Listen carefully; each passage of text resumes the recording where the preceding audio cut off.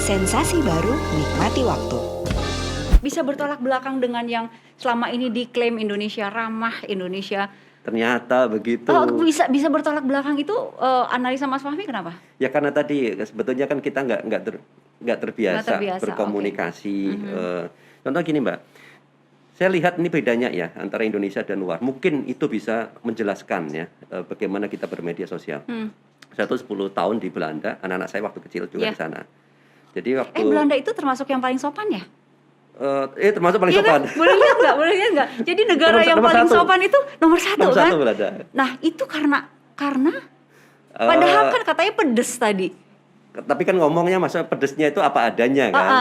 Ya, dibilangnya tapi bukan menghina, bukan. Ya bilang kurang atau tidak kurang, setuju tidak setuju disampaikan. Nyelekit juga nggak apa-apa gitu kan? Ya. Ini yang best DCI scores in the world, Jadi persepsinya kan sebenarnya itu kan persepsi. Belanda masuk nomor Inggris, 1. Amerika, Singapura, Taiwan. Ya. Yang ini biggest improvement ya maksudnya, tapi ya Indonesia kan termasuk di dalam 5 yang terbawah juga Iya, gitu. Iya, terbawah itu. Oke. Nah, Singapura kenapa masuk di situ Mas? Analisa Mas Fahmi. Jadi kalau dilihat ini dulu ya, saya ceritain yang tadi ya, bedanya aja dulu ya. Yeah. Kalau di anak-anak itu udah diajarin Mbak, ketika di SD itu, misalnya itu kan dalam satu kriteria itu kan ada soal perundungan ya. Ada perundungan. Kemudian di dalam perundungan itu kan juga ada hate speech segala kan. Itu udah diajarin Mbak. Kelas 3 SD itu kalau kamu dibully di Belanda. Di Belanda. Jadi anak itu kalau kamu dibully, apa yang kamu lakuin? Jadi mereka bisa speak up sendiri. Coba latihan kalau kamu ngebully gimana perasaanmu kan gitu. Biar tahu rasanya ngebully orang lain kan gak enak. Kalau kamu melihat orang lain dibully, apa yang kamu lakuin? Itu diajarin anak-anak. Kemudian juga soal security privasi ya. Privasi. Apa yang boleh di-share, apa yang boleh yang tidak. Itu diajarin di anak-anak. Jadi di pendidikan ini ada. Kemudian orang tuanya juga sama. Orang tuanya, saya waktu orang tua kan, disuruh datang di sekolah 6 bulan sekali lah paling nggak pas acara itu. Ini loh yang diajarin ke anak-anakmu gitu. Ini ada yang penting orang tuanya pun harus tahu. Jadi orang tua pun juga dapat pendidikan. Kalau di Finlandia itu bahkan kakek neneknya. Oh ini ada teknologi baru nih, ada kemungkinan hoax, ada kemungkinan yang salah. Mereka harus datang ke perpustakaan, mereka harus datang ke sekolah cucunya, diajarin khusus. Jadi mereka yang sudah maju pun masih diajari bagaimana berkomunikasi, berinteraksi di media sosial. Nah kita nggak ada pengalaman itu, nggak ada pendidikan, ya sudah langsung masuk aja. Kita nggak biasa berargumentasi kan, adanya emosi kan. Iya. Masuk berenang nendang-nendang orang kiri kanan. Ya, jadi itu ada apa itu mungkin gegap teknologi atau culture. Itu culture Netherlands kan, Mas Fahmi tahu persis. Untuk Inggris, iya memang terkenal negara yang lumayan sopan juga ya. Ya, mereka kan kebiasaan untuk menyampaikan pendapatnya, argumennya. Kalau kita berdebat pun mereka ada datanya, kadang-kadang pakai logika lah gitu. Kalau kita kan pakai perasaan kan, mereka pakai logika. Gitu. Iya. Amerika juga, bukannya mereka lebih blunt juga kan? Kayak misalnya, hoax, tapi mereka kan kritis-kritis juga banyak. Banyak yang kritis-kritis juga, gitu ya? Ada datanya kritis. Singapura kalau sama Singapura Taiwan. Singapura itu saya pernah tahun 2019 Mbak, sebelum Covid diundang ke sana. Jadi mereka itu waktu itu ada undangan dari RSIS. Kalau di kita itu CSIS-nya gitu ya. Jadi mereka itu Raja Ratnam School of Strategic gitu. Mereka mungkin waktu itu mau bikin semacam UITE versi sana. Tapi dia undang semua perwakilan dari Eropa, dari Asia, saya dari Indonesia, dari Amerika, suruh cerita kondisi negaranya. Kondisinya seperti apa, peraturannya seperti apa, hasilnya kayak apa. Ini benar-benar mereka nggak mau kejadian yang jelek di luar negeri itu kejadian di Singapura. Akhirnya dari situ mereka mantap membuat satu kebijakan. Dan kebijakan di Singapura itu kan cukup keras. Ada orang ada untuk bisnis, kalau dia melakukan kesalahan langsung dihukum, ada itu. Kemudian kalau publik pun juga sama.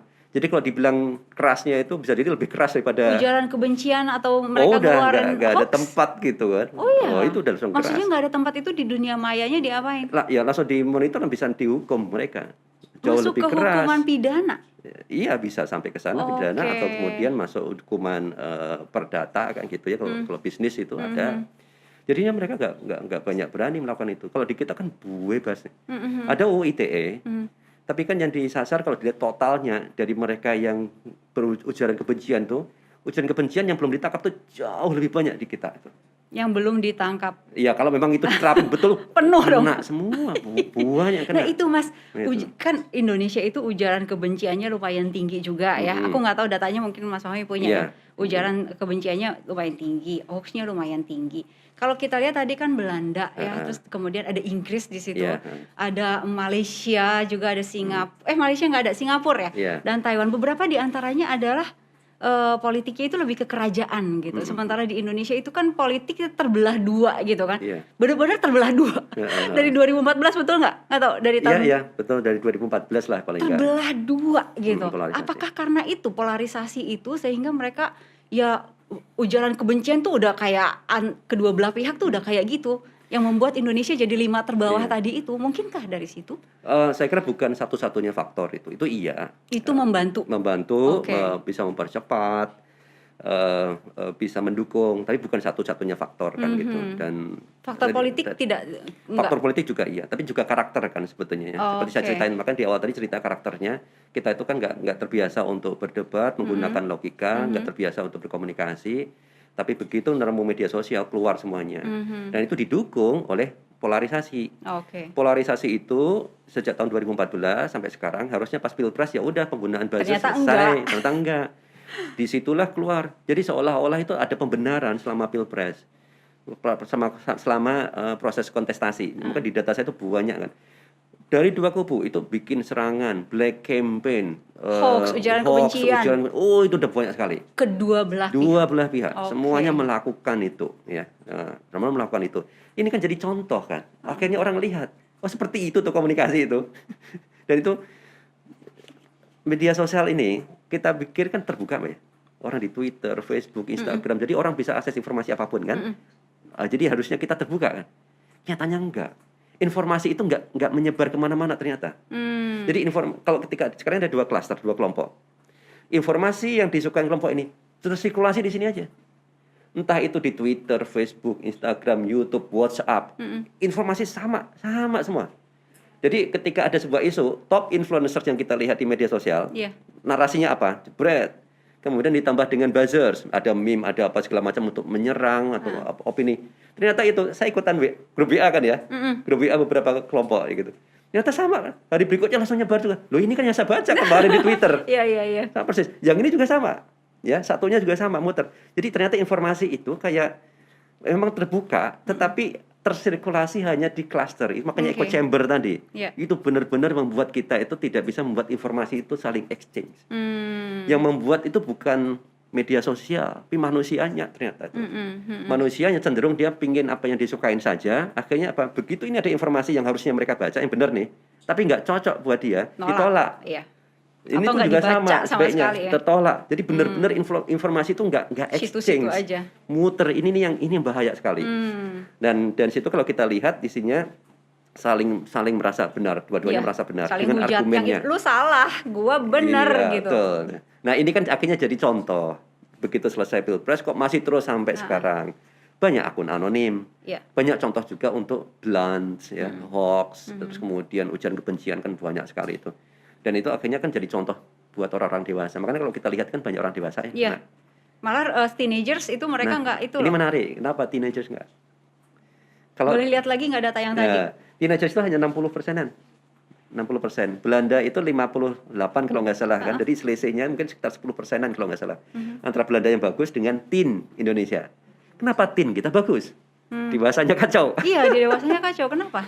Kalau dewasa tadi kan udah tahu ya, mereka yang gambar bendera-bendera tadi itu loh. Nah, mereka udah terbiasa. Nah ini 68% kan teen. Yang Belanda berapa? 57. 51. 51. Oke, lumayan. Berapa belas itu kan? 17% selisihnya. Tapi lumayan bagus. Adult 83%. Nah, itu yang persentase ini menunjukkan keparahan ya. 68% parah. Adult 83% parah gitu. Nah, tambahnya 16. Tinggi di situ. Nah, kalau teen itu kalau kita lihat anak-anak ini kan mereka digital native. Begitu lahir sudah digital. dan mereka nggak banyak suka politik ya, nggak beda. Nah dewasa itu politik banyak, makanya hoax segala macam biasanya banyak. Kalau dalam penelitian teman-teman di Mavindo cek fakta, kalau udah urusan politik naiknya tinggi. Isu agama begitu masuk politik tinggi lagi hoaxnya, itu tinggi. Nah anak-anak kan nggak suka. Plus anak-anak ini mereka itu suka main game kadang, terus kemudian K-popers, ya. Dan kalau udah main game itu kan nggak game sendiri, online. Ada yang game ngomong, ya, pakai Discord, apa itu, ya, aplikasi lah ngobrol dengan teman yang lain, pakai chatting internasional. Artinya apa? Mereka belajar bagaimana berkomunikasi yang baik, adanya netiquette istilahnya ya, itu dengan counterpart mereka internasional. Nah, kayak misalnya dengan di K-pop misalnya, itu kan banyak anak-anak itu. Saya pernah waktu itu ngangkat K-pop. Itu pertama kali saya angkat dan mereka bilang, Mas terima kasih banget, ini banyak dari kehidupan kami yang tidak diketahui oleh netizen yang lain. Kami itu ketika K-pop interaksi dengan internasional, kita belajar bahasanya, culture-nya, pemikiran mereka. Saya baru dapat relate-nya tuh sekarang. Karena mereka interaksi dengan asing, artinya mereka dapat edukasi netiquette itu dari interaksi internasional ini juga, gitu. Dan beberapa sampai bilang itu, ya Mas, selama itu saya main game, itu juga sama kalau caps lock, jangan pakai caps lock, itu marah artinya. Marah. Mereka belajar dari sana, bagaimana menyampaikan, jadi behave kan. K-pop itu bagus, itu mereka mengajarkan solidarity, kan, friendship, komunikasi di antara mereka kan akhirnya bagus. Saya pernah diserang rame-rame sama K-popers. Oh ya? Iya. Gara-gara? Salah pengertian aja gitu mereka. Padahal saya itu juga ini bagus sebetulnya. Nulis apa? Posting apa? Waktu itu kan tentang gimana K-pop itu merajain internet lah kayak gitu. Saya agak lupa tentangnya. Cuma kemudian saya diserangin.